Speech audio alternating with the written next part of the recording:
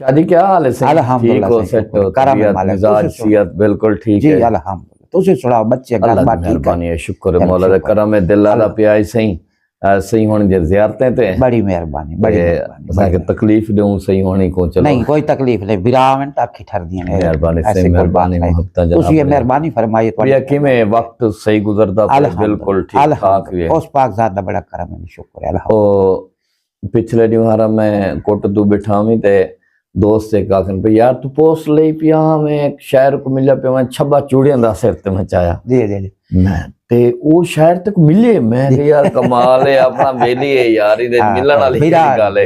इन गल कोई शक ते विराम सुनाओ सही आजकल अदबी सरगर्मियां से लिखदे पे हो सो शेर वगैरह गाल किस्सा? नहीं फिलहाल तो मैं थोड़ी तबीयत ज्यादा खराब है। अच्छा। बस वजह तो कोई नहीं लिख रहा, लेकिन लिख तो होया से शौक तो होया। तो कदा कोलो शायरी शुरू की है सही? ये तकरीबन 1984 तो 84 जी है जी 84 तो बहुत लंबा अरसा है जी है जी है। ते एक गीत जेड़ा है छब्बा चूड़ियां दा सिर ते मचाया ये तकरीबन मैं 85 86 लिखिया, 86 तकरीबन लिखिया। माशाल्लाह इब्तिदाई ची तुसा जी है जी कमाल है। 86 लिखिया। अच्छा तुसा गीत बहुत ज्यादा लिखदे हो? जी है जी गीत में ज्यादा लिखे। अपने मशहूर कुछ गीत दसे सो ना? गीत तो मेरे काफी सारे मशहूर हैं जी। ते पहले पहले गीत जेड़ा मैं लिखिया आई ओ हाई कुकड़ा दी बांग ले पई ढोल टुरे नहीं आ।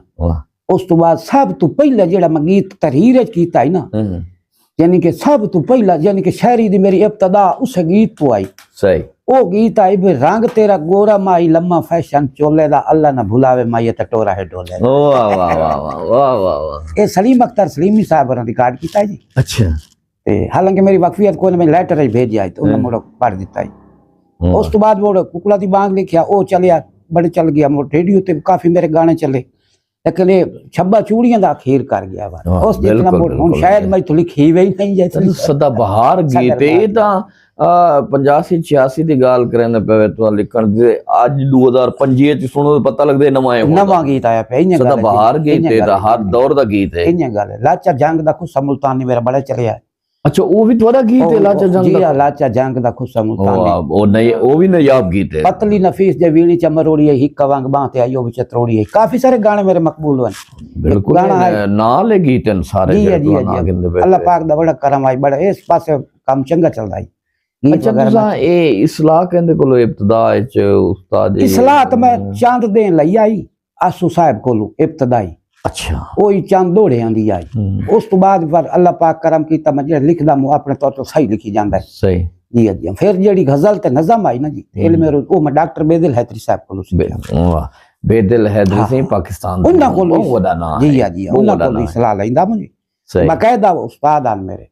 पिछले दिन मैं अस्पताल गया उत्थे गुरदे वाला प्रोफेसर मैं सवाल किया जी नैयर साहब हैं पर जी डॉक्टर साहब किडनी अस्पताल उन्हें आख्या जी डॉक्टर बेदिल हैदरी साहब ने जान दो मैं जी मैं बाकायदा उन्होंने शागिर्द हाँ जान दे नहीं मैं शागिर्द बाकायदा शागिर्द उन्होंने तो इल्म हासिल किया उन्हें आख्या बड़ी बात है जी अल्लाह पाक दा बड़ा। अच्छा तुसा आपने एक अदबी बैठक भी बनाई हुई है? जी अल्ताफ अदबी बैठक। अल्ताफ अदबी जी जी मैं ये काफी अरसे तो होन दी नहीं है। अच्छा ये तकरीबन मैं ना 1995 94 तो पहले दी है 92 दी है 1992 दी ये तो मैं अवार्ड ही कित्ते मुशायरे थे। अच्छा जी जी कादू मीर अली मुशायरा होया ही और मेरा अपनी बात हाशमी साहब ने अवार्ड दिता यासू साहब ने नफीर पाहुल काफी सारे शायर जलील शाह साहब ढेर सारे शायर ने अवार्ड दिते हैं।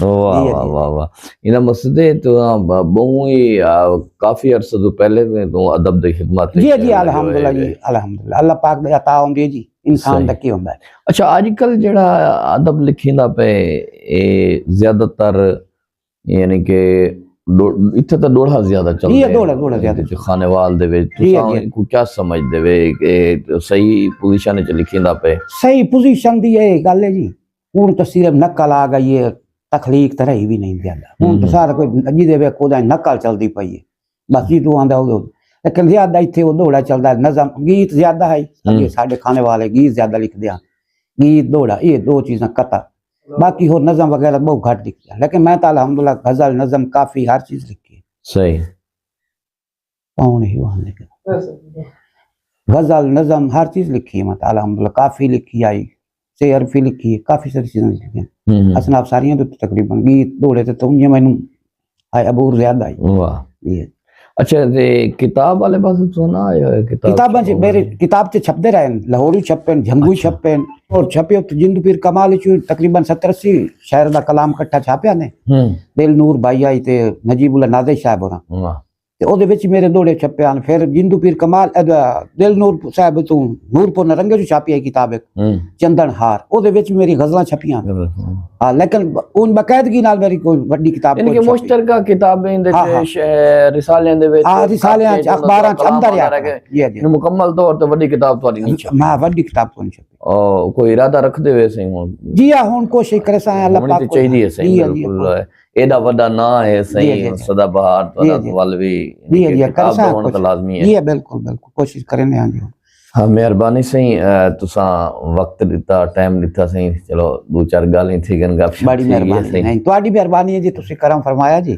जी सुनो सही विलागे सदा सही पीर अल्ताफ सिंह शाह सही हुन नाल जिन्हें दे काफी सारे गीत मशहूर हैं और खासकर सदाबहार गीत हैं छबा चूड़ियां दा सिर ते मैं चाया ते वैसे बहु ही ना आला गीत है ते इन्हें जा मुहब्बत हैं प्यारे सही है सर नाल मुहब्बत करें नहीं वक्त सा बाटी बंगले ते इन्हें दे दौलत खाने ते मौजूद हैं अपने मेज़बान अब्दुल रज़ाक इजाज़त अल्लाह सुने दे हवाले।